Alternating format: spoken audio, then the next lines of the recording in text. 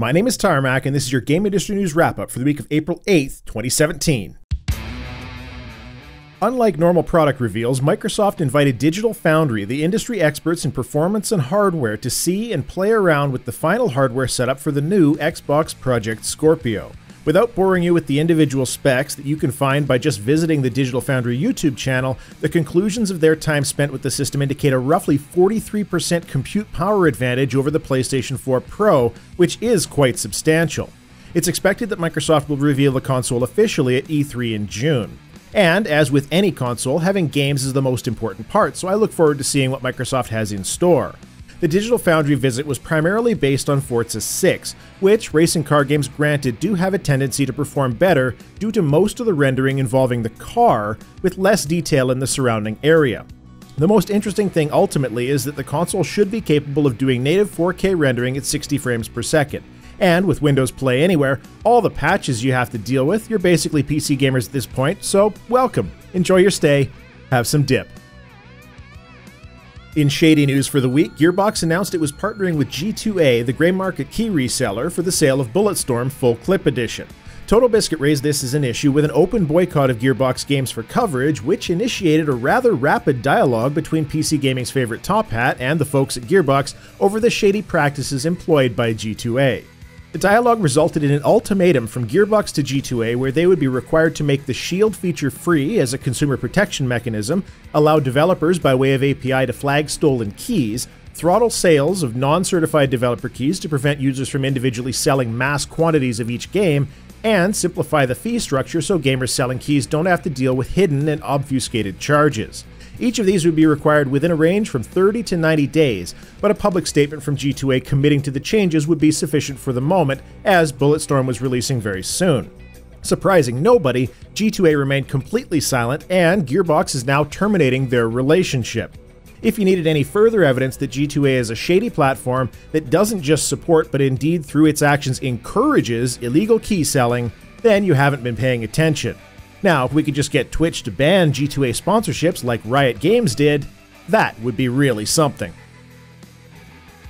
Microsoft has changed their Windows Store policies with a rather topical item given the feedback loop topic of last week. Quote, apps that emulate a game system are not allowed on any device family, end quote.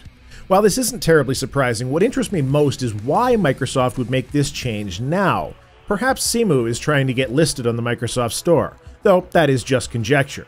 Both the Xbox One and PS4 have their own systems to push backwards compatibility and emulation, so really, it's primarily Nintendo that has flocks of emulators and gamers wanting to play old games. If only there was a way for them to incentivize gamers to purchase their products. But no, that would require them to develop their own emulator and make an online store that works.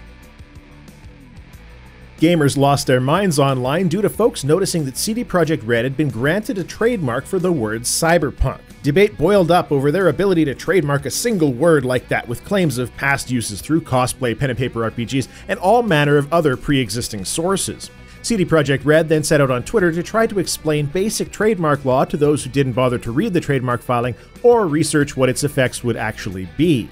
For the edification of people watching this, a trademark exists to protect you, the consumer, from being misled by someone jumping on the back of somebody else's work. CDProjekt was granted a trademark for Cyberpunk under the category Game Software and Online Services. Thus, nobody else can release a game called Cyberpunk 2078 because that would confuse gamers as to who made the game. This is basic stuff, and the internet outrage machine needs to calm the heck down. Pokemon Go is at the center of a legal battle over essentially incentivizing trespassing, which has had homeowners from a number of US states join the lawsuit as a result of their local communities being swarmed with young and old hunters of digital nonsense. As someone who did briefly play Pokemon Go, it's really quite something to see 100 or more people in a particular local park or other area with clusters of Pokestops.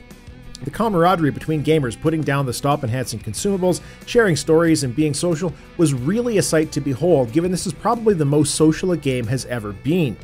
Homeowners, of course, have had to deal with people crossing through their property, disturbing the quiet of their communities, and such for quite some time now. Whether you believe that virtual trespassing is a thing or not, and whether Niantic has some element of responsibility here, incitement is a well-trodden legal term. In general, under most countries' legal systems, you're not allowed to encourage people to break the law, and while Pokemon Go doesn't directly tell you to trespass, it does put Pokestops where that is the action required in order to use them. And the final story of the week comes from a trip that Jim Sterling and TotalBiscuit made to Valve headquarters in Seattle. Valve brought the two in, due in large part to each running several of the biggest curators on Steam, and the visit revolved around the various items related to Steam curation and the future of the platform. The most interesting thing about the whole situation was the apparent genuine acceptance of feedback that both Jim and TB expressed they experienced and felt from Valve. We're likely to see a Steam Explorers feature at some point in the future, which is a way of incentivizing underexposed game discovery, changes to the algorithm to bury asset flip trash, and changes to the curating system as well. Also, Jim mentioned that Valve confirmed that the way many of these low-priced asset flips make money is through the trading cards, so it's nice to have my own little bit of validation on that topic. Ironically, G2A is trying to put up a VR amusement park game on Steam. You can be sure that they'll flag stolen keys on their own site, but it would be pretty hilarious if they forgot that bit. Your game releases for this week are as follows. Playtonic's kickstarted rare throwback Ukulele will be released on April 11th for Xbox One, PlayStation 4, Steam, and GOG. The game is a retro-style 3D platformer similar to games like Mario 64, Banjo-Kazooie, and Conker's Bad Fur Day, with shiny new graphics. It's retro to a fault though, including all of the trappings of the games that it mimics, and while I really wanted to get a review ready for release, it has one major problem that is destroying my desire to finish this title. All voices are done as though they told the voice actors make the dumbest, most irritating sounds that you can, so we can repeat them ad nauseum and not include a VO volume slider, so our players essentially have no choice but to be subjected to the same retro nonsense voice that wasn't good when it was done in Banjo-Kazooie. So it's not like gamers would have been exposed to offensive political rants by JonTron anyways. It would have been just grunts and grumbles. Which, to be fair, I suppose might be the same thing.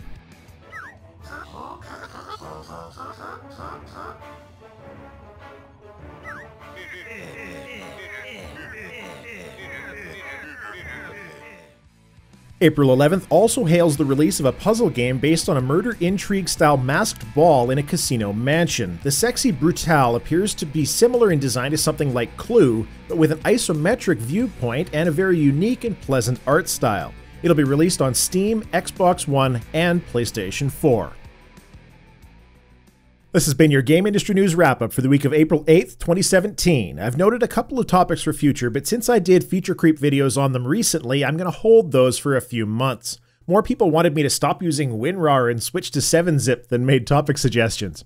The Wednesday livestream monologue, also known as Feedback Loop, will be on the topic of crowdfunding and pre-order culture. So feel free to drop me your comments and any questions you have down below on Twitter, Discord, Patreon, or any other method you can find, and your comments may help shape the dialogue and even get read out during the stream.